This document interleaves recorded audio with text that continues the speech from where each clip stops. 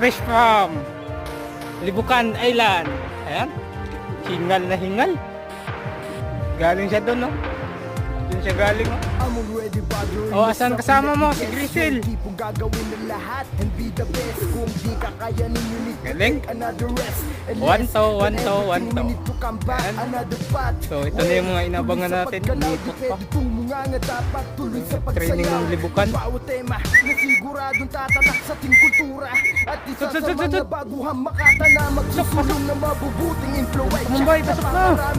May naghanda na pagkain yan. Mga aral at kakayanin ang tinalaga kahit tuluyan na maubot ang pera sa alkansya. Ibinasi ko ang tao sa kanila ng pagkamat di nakikita ay nararamdaman na. Ang haplos ng kapalaran ko ay nararamdaman ko. Walang iba kundi ako ang tao na gusto ko. Nagtatrap ng sarili.